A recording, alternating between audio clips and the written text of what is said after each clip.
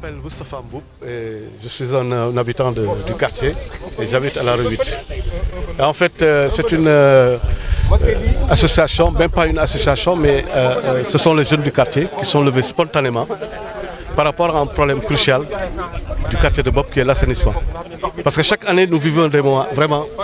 impossibles avec l'eau usée, l'eau de pluie, impossible. Et nous sommes dans un quartier où tout le réseau est affaissé. C'est pour cela qu'on a été obligé d'appeler les responsables de l'ONAS, heureusement qu'ils sont là et qui connaissent bien le problème de Bopp.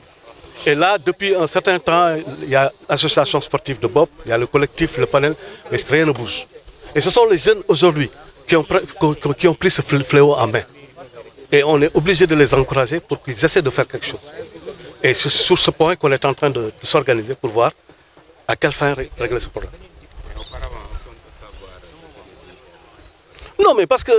ce sont ces jeunes qui sont partis à la mairie, qui sont allés voir le chef de quartier. L'association est partie voir le ministère, mais ça n'a jamais bougé. Aujourd'hui, je vous dis, ces gosses qui sont là, ils sont nés peut-être il y a moins de 30 ans. Mais ils ont vécu le problème depuis qu'ils étaient gosses jusqu'à présent. Et ça n'a pas continué. Aujourd'hui, là où on est, c'est un jardin public. Il faut faire le tour de Dakar. C'est le seul jardin public qu'on n'a pas fait. Et c'est du ressort de la mairie. Ce n'est pas en fait du ressort de la population locale. Donc c'est pour ça aujourd'hui, on va accompagner cette jeunesse pour qu'on puisse au moins faire quelque chose pour l'assainissement. Parce qu'avec la saison de pluie, faites un tour à Bopp et vous allez voir. C'est pas possible.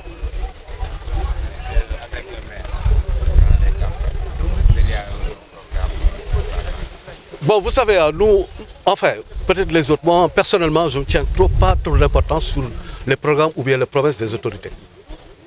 Franchement, moi, c'est ma conviction. Parce que les promesses, vous le savez mieux que moi. C'est pas ça, c'est une volonté politique pour régler les problèmes. Et les moyens existent.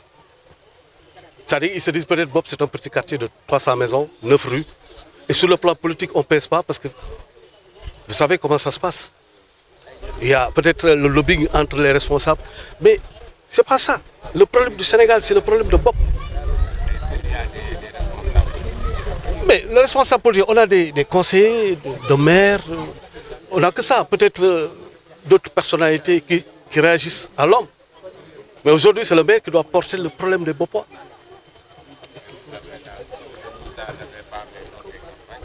Non, mais ce sont ces gens-là, ces jeunes-là qui ont été voir le maire à la mairie. Et la réponse, moi j'ai honte de vous le dire. Non, c'est lui qui va vous le dire. Moi j'ai honte de prononcer certaines choses. Qu'est-ce que vous avez répondu? C'est la réponse? Présente. Ibrahima Ba, rue 9, villa numéro 194, Bopp. Assainissement Bopp rek. Assainissement Bopp ak assainissement wu quartier environnant yi rek parce que ndox yi jógee waagu ñaay biscuiterie yëpp mën nañu wax ba benn tali ba jëppal fii lay wàcc te dëkk yooyu ñoo gën a peuplé suñu koñ waaw benn koñu benn tali rek mën nañ ne mooy Bopp yëpp donc ñoom ñooy gën a compter politiquement Bopp sur le vote du mairie moo tax ñun duñu bàyyi xel saa bu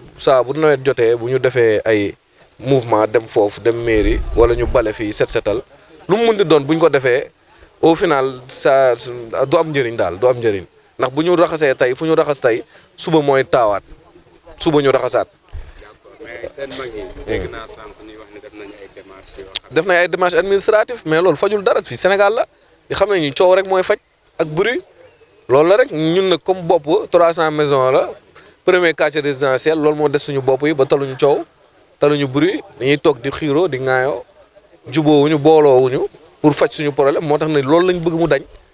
ñu boole 1 ba 9 li ñu am ñu def ko suñu quartier xaar leneen lu ñu état di indil bu dee dina ñëw. ñu def mais ci campagne bi. waaw candidat yi fii non mais moom taxaw na fii ne problème assainissement du domaine mairie moom mënu ko lijjanti daaw ñëw nañ fii defar ñu fi projecteur bi dem seen yoon donc kon ñun waruñu xaar ay maire quoi ñun maire moom lijjantiwuñu ko franchement bind nañ ko lettre nag pour yëgal ko lii nii man maa yóbbu lettre bi ñu defal ñun décharge hôtel de ville tamit bind nañ ko lettre man maa yóbbuwaat lettre ba hôtel de ville ñu defal ñu décharge pour yëgal leen ni que dinañ def point de presse bu fekkee mën nañ yebal kenn mu ñëw même bu maire bi mënul ñëw xam nga kon problème bi bu leen concerné woon au moins dinañ yebal benn nit chef de quartier bi dem nañ ba këram mu nañu bu maire bi ñëwul du ñëw donc ñun taluñu politique quoi ñun li ñu tal mooy suñu assainissement bi defaral ñu ko. d'accord fekkeen ci ni tey ji point de presse bi fajul dara lan ngeen fas yéene est-ce que am ngeen benn plan d'action boo lu ñu fas yéene def mooy jëlal problème bi à bras le corps maanaam tey jii nii am na ay pexe yu ñu lal bu waa ONAS yi jubee ñoom ñu ñëw dimbali ñu si ñu mën a suñu problème bi ci kanam ñu mën ko faj daal parce que ñii ay techniciens ONAS lañ te ñoom ñoo ñu gën a xam problème assainissement donc ñun ci loolu la ñuy taxaw ba ñuy am résultat bu ñu amul résultat tamit ñu jéem a xalaat leneen ndax instant bi ñoom rek la ñu amagum ñoom nee dinañ ñëw expertiser ñu problème bi wax ñu fan ak fan mooy metti ñu mën ci taxaw bu amul saafara it ñu mën a tane daal. est-ce que mës ngeen xayma li war a defar assainissement boobu. non ñun amuñu xam-xam boobu xam-xamu xayma ko. waaw loolu technicien la quoi. non à peu près ça am ngeen ci idée quoi parce que assainissement nekkul lu yomb. waaw mooy li ma ne xam nga loolu tey jii nii mairie boo dem day am bureau pour ay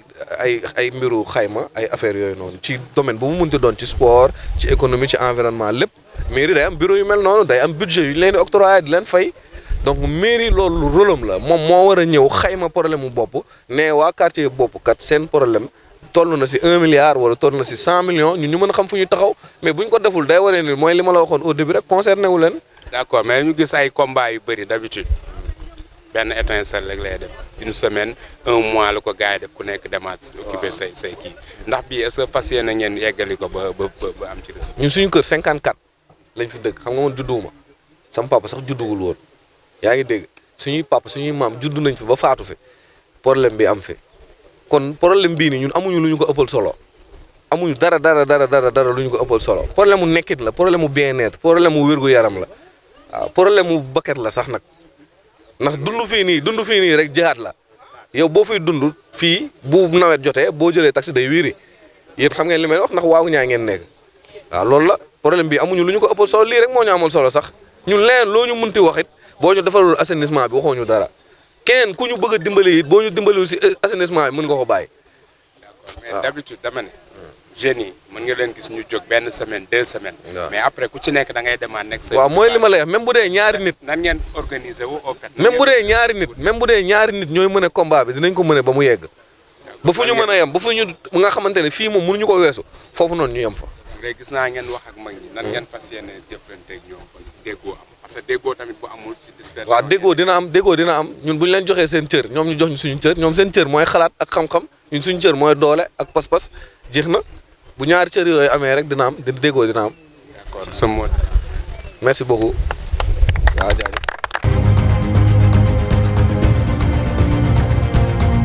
salaamaaleykum wa rahmatulah man la Awa Diagne di dëkk bopp kii 7 rue 7 ñun yi yàgg nañ fi dool 58 fekk nañ fi bopp moom canalisation bi yàqu mënuñu ko defar saa ñu defar canalisation bi ay papage ak yooyu c'est pas maintenant mag la ñu nag ñun bi ñu fi dëkkee suñuy añ suñu kër ay drap la ñuy teg ci ligne bi ba mu Colobane du ñuy jàndoog moom oto yi di yëg di wàcc nga xam ni loolu yi yàgg na te ñun vraiment xale yi boole ñu si torop man bi ma yëg affaire benn bopp bi su koy na njaay bi dëkk fii yaayam sama xaatu yaay la si laa ko yëgee xale yi dugaluñu si maire yi torop te maire yi li ñu xam fii ñoom kiwuñu ko xamuñu ko lu ñu bëgg nag ñun bëgguñu place mais ñu wooñu ñu ñëw di leen jox li ñu xam ci bopp ancienneté bi ñu kii liggéey ko loolu rek la ñu soxla ñu leneen ñu ñooy seen mbag ñii mën nañ leen jur man sama taaw 1971 a judd xam nga ne kon du ma xale la voilà xaar ma passé kii xaj. présenté. waaw man Ndeye Khady laa tudd Diémé dëkk bopp rue 5 waaw xam nañ ci nag lu bëri nag ndax man sama goro moo doon ancien chef de quartier bi waaw te ba mu fi nee moom tam ba mu fi nee temps boobu rek. boobu fii yëpp def ndox même ndox mi moom mooy problème bi ñun ndox mi rek mooy suñu problème li ñu gën a man nag li ma ci gën a ñor mooy jàkka ji bu taw bi amee ndox mi day dugg ba ci biir jàkka ji ah imam bi nga xam ne moo war a jiite jàkka ji sax du mën a ñëw jiite jàkka ji nayi mi ñooy mujj di jiitee julli bi waaw bu koor gi nag lay surtout koor gi bu tawee fii kenn du fi mën a jaar dugg si biir jàkka ji loolu daal wax dëgg yàlla buñ ci mënoon a dimbali rek waaw buñ di déggal président dégguñu ci Marème Faye Sall dégg nañ ne Marème Faye Sall sax jàkka yi duus yi sax da koy defar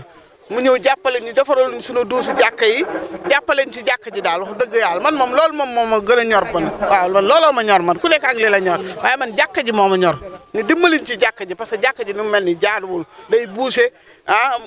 morgue bi yàqu na léegi parce que morgue bi paa yi ñoo ko fi bàyyi woon boobu ba léegi kenn changé wu ci dara imam bi nag wax dëgg yàlla macha allah def na ci lu mu mën wax na ba sonn lu ne moyen bu ne nag imam bi def na ko bi fi nekk nii ñu ngi leen di gërëm di leen sant imam yi parce que lu ne ñoom tam ñu ngi koy def pour ñu defar ñu jàkk. man maa ngi tudd Jean boy yi ci quartier bi tonton Jean lañ may woowee maa ngi tudd Jean Léopold Oudiane maa ngi dëkk fii rue 8 en face terrain football bi yàgg naa fi man propriétaire laa fi problème yi ñu am ci biir bopp fii problème principal mooy problème mu assainissement xam nga bopp dafa nekk une cuvette par rapport ak ay ñaari tali benn tali waagu ñaay quartier yi ñu wër taw su tawee ndox mi yëpp fii lay wàcc te ndox fu mu wàcc te amul voie bu muy évacuer gis ngeen dégâts yi muy indi xool suñu quartier ni mu mel léegi un quartier phare de Dakar moom na un quartier vraiment résidentiel à l'époque temps wu Senghor ñoom Abdou Diouf mais bopp léegi dara baaxatu ndax benn problème rek problème mu évacuation ndox parce que problème boobu suñ ko réglé ba mu baax mais bopp day daal di yomb defar quoi tali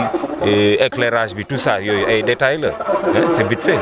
loo tax booy nag ñoo entamé tey seen initiative woote donc mag ñi ñëw jigéen ñi ñëw xale yi ñëw pour vraiment à travers yéen la presse d'ailleurs on vous remercie beaucoup ngeen transmettre suñu message auprès des autorités à commencer par l'État les autorités locales mairie notre maire ici de Biscuiterie pour vraiment les sensibiliser et les amener à réagir quoi waaw loolu mooy suñu besoin moo tax tey ñu mobiliser nii mais yàgg nañ di mobiliser nag y a eu des mouvements qui ont essayé de faire quelque chose mais à chaque fois day am blocage à un niveau ou à un autre donc finalement on se dit mais comment faire est-ce que il faut pas interpeller l'État à un niveau supérieur pour que ñoom peut-être ñoom ñoo mën à partir de leur position mën a influer sur cette situation-là. gis nañ ne d'habitude policiers yi dara jotee mu war leen fan la ñuy ñëw pour mobiliser de part et d'autre. est-ce que tamit amul division loolu moo tax ba léegi. bon man cadre boobu je ne pourrais pas trop me lancer là-dedans parce que man bon politique toppatoo ma ko torop waaw mais je sais que élection su amee gars yi dañuy dugg si dinañ ñëw bopp mais da ngay dégg sax ñuy ne bopp amul électorat ba donc votu bopp sax toppatoo ñu ko torop quoi waaw donc malheureusement c'est ça quoi donc peut-être que loolu moo ñuy bloqué. ci ginnaaw xale yi def benn bloc ba nga xam ne doo leen bàyyi mu bañ a nekk loo xam ne benn fan ñaari fan après. waaw moom la ñuy essayer organiser vraiment un cadre boo xam ne xale yi dinañ si kii seen bopp jigéen ñi mag ñi góor ñi tout le monde ñu mun a constituer vraiment un bloc waaw ñu mun a constituer un bloc organiser ko nag vraiment pour mun a mener un bon combat boo xam ne mën nañ ci am résultat. par rapport ak première autorité bi nga xam ne mooy délégué de quartier bi est-ce que il est avec vous il est saisi tout ça. Bon vous me faites sourire un peu parce que délégué bi vraiment c'est dommage mais on ne le voit pas on ne le sent pas il paraît-il que ne dañ ko xale yi dañ ko am seeti mu ne moom du fi ñëw su dee maire bi ñëwul moom du ñëw donc. mais liñ ciy wax rek mooy bopp moo ñu ñor ku xam bopp xam ne bopp quartier résidentiel la woon te quartier la boo xam ne kilifa yi ñoo fi jiitu ñu mel ni ñoom Serigne Cheikh Ahmed Tidiane Sy Al Maktoum këram yaa ngi nii biir bopp seen quartier la woon ak mag yu baax yi fi dëkkoon jumaa yaa ngi nii donc quartier leer la quartier yiw la ñun loolu rek la ñu xam mais jàkk ji intéressé nañu suñu kër yi intéressé nañu mais bopp buñ ko waree defar ci campagne bi ñun fexe nañ ba Barthélémy Dias ñëw na taxaw fii ak oto ñëw na fii ñu taxaw wax ko problème ndox bi xam naa moom ci yi mu nekk rek mais bu toogee incha allah dina wax te dina defar jibi monsieur le maire ñëw na fii ci campagne bi waxoon na dina taxaw te dina defar ñu ngi koy déglu te dina ci jublu te dinañ ko bàyyi xel wax ko ni li mu waxoon moo ñu ko digoon te dina ci taxaw te ñun dinañ ko rappeler à chaque fois bu ñu demee conseil ñu wax ko ni la nga waxoon jàppale parce que nawet bopp problème mooy nawet fii bu tawee rek ñu am problème mag ñi kenn du jàll kenn du dem fii chantier yi gis ngeen ni mu mel ñun sonnal nañ ñu taxaw ci waa Eaux et Forêts woo na nee na dañuy ñëw taaye garab yi defaral ñu ko ba mu baax ñun la ñuy xaar déglu ñu mais jibi suñu maire bu ñëwee taxaw indi wax ñu jàppale ñu soulager ñu épaulé ñu su kattanu yàlla bopp dina mel neneen nin ko bëggee parce que les années 50 40 quartier bu toogoon fii canalisation changé wuñ ko ba léegi ku ci juddu woon màgget nga suñu mag yaa ngi nii màgg nan bëgg seen ay sët kon canal yi yàqu na nan ko changé nan ko defar tiwo yi lii dootul dem attanatul ndox bi te bu doon ndoxu bopp sax ñu mën wax mais ndox bi dootul ndoxu bopp ndoxu benn tali ñaar tali g doon yëpp fii la jëm si fu fosse fu bouché ndox mi day versé fii la jëm parce que bopp descente la dafa xóot place ndox la donc bu ñu gasee defar ko rek incha allah ndox bu ñëw day dem ci kàttanu yaa ñool daal lan doon ñaan jibi ak monsieur le maire Barthélémy Dias ñu jàppale ñu defaral ñu